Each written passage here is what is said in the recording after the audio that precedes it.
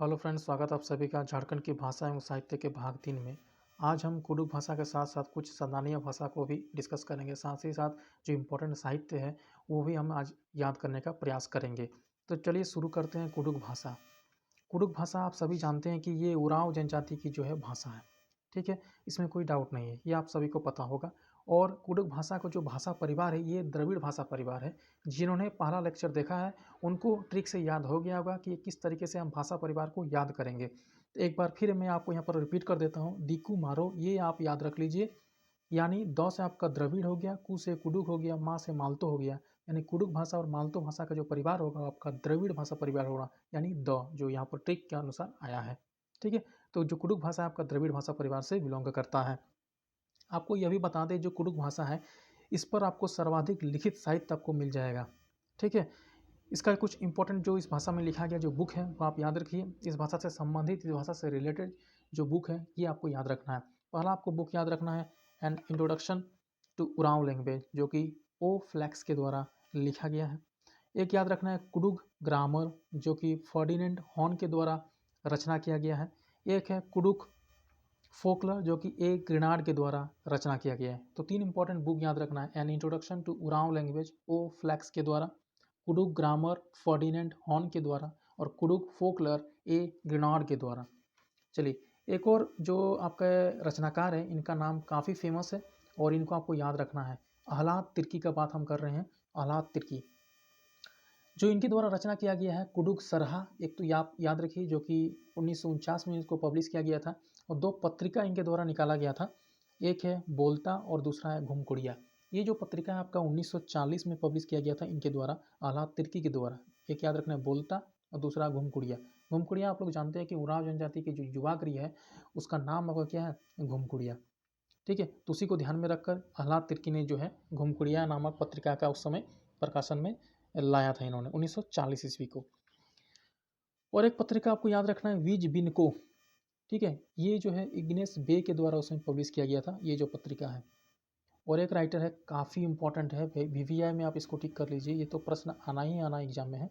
एक है कवि बिहारी लकड़ा, इन्होंने लिखा है कुडुख दांडी, और इसी के कारण इनको जो है 2005 में साहित्य अकादमी पुरस्कार मिला है। और कुडुख दांडी का सब्जेक्ट मैटर क्या है, इसमें जो है कुडुख गीतों का संकलन किया गया है कुडुख दांडी में। और इसका जो है प्रकाशन किया गया था 1950 में कवि बिहारी लकड़ा के कारण। और कुडुख दांडी के कारण कवि बिहारी लकड़ा को 2005 में साहित्य अकादमी पुरस्कार से भी सम्मानित किया जा चुका है। चलिए, जो अगला है अब देखेंगे सदानी भाषा। तो क्षेत्रीय भाषा का दो पार्ट आप लोग जानते हैं, जनजातीय और सदानी। सदानी भाषा में सबसे पहले हम देखेंगे खोटा भाषा को। खोटा भाषा का जो लिपि है आपका खरोष्ठी लिपि है। और ये जो विकास हुआ है खोटा भाषा का, वो आपका मागधी प्राकृत से ही जो है यह भाषा विकसित हुआ है। और खोटा साहित्य में आपका जो है क्या मिलेगा, अधिकतर चीज़ें, अधिकतर आपको मिलेगा कि राजा रजवाड़ों का जो कथा आपको यहाँ पर देखने को मिलेगा खोटा साहित्य में। खोटा जो भाषा है आपका हजारीबाग, गिरिडीह, धनबाद, बोकारो, बहुत सारी जगहों पर झारखंड में आपको इतर बितर जहाँ ज्यों त्यों आपको जहाँ पर तहाँ आपको खोटा भाषा बोलने वाले लोग आपको मिल जाएंगे। तो इम्पोर्टेंट है कि खोटा साहित्य का जो मेन जो आपका थीम किस पर आता है, तो राजा रजवाड़ों पर। वो राजा रजवाड़ों की कथाएं आपको खोटा साहित्य में देखने को मिलेगा। चलिए, अब देखते हैं पंच परगनिया भाषा, नागपुरी भाषा और कुरमाली भाषा। जैसा कि हम देख पा रहे हैं, जो पंच परगनिया भाषा है ना, ये जो आपका पंच परगना क्षेत्र में जो है बोली जाती है। कौन कौन सा आपका जगह याद रखे, तमाड़ वाले क्षेत्र, बुंडू वाले, सोनहातू वाले, सिल्ली वाले क्षेत्र में पंच परगनिया भाषा जो है काफ़ी फेमस है। और जो पंच परगनिया जो साहित्य है, इसमें इस साहित्य में आपको मेन जो सब्जेक्ट मैटर है उसमें किस पर ज़्यादा फोकस किया जाता है, तो परिवेश के प्रति सजगता को फोकस किया जाता है पंच परगनिया साहित्य में। और इसमें वैष्णव भक्ति का भी चित्रण आपको पंचपर्गीय साहित्य में देखने को मिलेगा। तो अगर आपसे पूछ दे क्वेश्चन में जो वैष्णव भक्ति का चित्रण आपको किस साहित्य में देखने को मिलेगा, तो आपका सही उत्तर किसके में होगा, पंचपर्गनीय साहित्य में। ठीक है, और पंचपर्गनीय साहित्य में एक इम्पॉर्टेंट जो आपका नाम याद रखना है रचनाकार का, वो है विनोद कवि।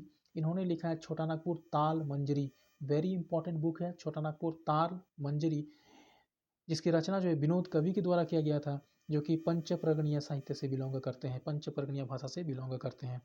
नेक्स्ट भाषा आपका कुरमाली भाषा, जो कि कुरमाली जाति की आपका भाषा मानी जाती है। ये जो भाषा है आपका रांची, हजारीबाग, धनबाद में बोली जाती है। और कुरमाली भाषा को जो प्रथम शोध किया था ये आपका किया गया था नंद किशोर सिंह के द्वारा। तो इनका नाम याद रखिए, नंद किशोर सिंह, जिन्होंने कुरमाली भाषा पर जो है प्रथम शोध इन्होंने किया था। नेक्स्ट आपका नागपुरी भाषा। नागपुरी भाषा भी आपका मागधी प्राकृत भाषा से जो है ये वहाँ से आपका ओरिजिन हुआ है। और ये जो झारखंड की प्रमुख संपर्क भाषा मानी जाती है, यानी लोग एक दूसरे से बातचीत करने के लिए इस भाषा का ज़्यादातर प्रयोग करते हैं। और इस भाषा के दो रूप आपका देखने को मिलेगा, एक सादरी और दूसरा गंवारी। वेरी इंपॉर्टेंट क्वेश्चन आ चुका है इस पर कि जो सादरी और गंवारी ये किस भाषा का रूप है। ठीक है, यानी नागपुरी भाषा का ये रूप है। दोनों याद रखना है, दो पार्ट है इसका, सादरी और गंवारी। और जो नागपुरी भाषा का जो प्रथम ज्ञात कवि है उनका नाम है बेनीराम माता, और इनके द्वारा रचना किया गया नाग वंशावली। वेरी इंपॉर्टेंट बुक है नाग वंशावली। इसकी रचना जो है बेनीराम माता के द्वारा किया गया है।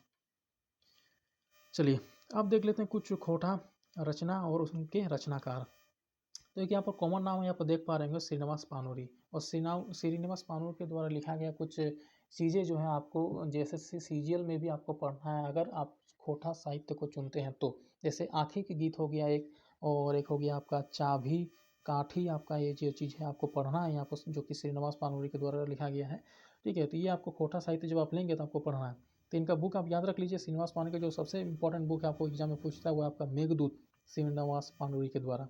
एक और इम्पोर्टेंट बुक आपको याद रखना है, नाटक याद रखना है आपको, जो कि इनके द्वारा आपका रचना किया गया है सुकुमार के द्वारा, डाहा नाटक। ये भी आपको पढ़ना है आपका खोटा साहित्य में। आप जब जैसे सीजल के लिए खोटा साहित्य आप चुनेंगे तब।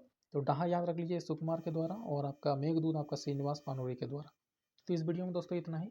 और एक वीडियो का इस वीडियो के एक और पार्ट आएगा जिसमें हम सारे जो है साहित्य को डिस्कस करेंगे, और जितने भी साहित्य हैं जितने भी साहित्य हैं और उनके साहित्यकार को जिनको साहित्य अकादमी पुरस्कार प्राप्त हो चुका है, वो सारी चीज़ को हम लोग एक ही वीडियो में पढ़ लेंगे। और एक लिस्ट बना के आपको टेलीग्राम चैनल पर आपको पीडीएफ के रूप में आपको मिल जाएगा, तो वहाँ से आप उसको डाउनलोड कर सकते हैं। वीडियो को ज़्यादा से ज़्यादा दोस्तों का शेयर कीजिए। धन्यवाद।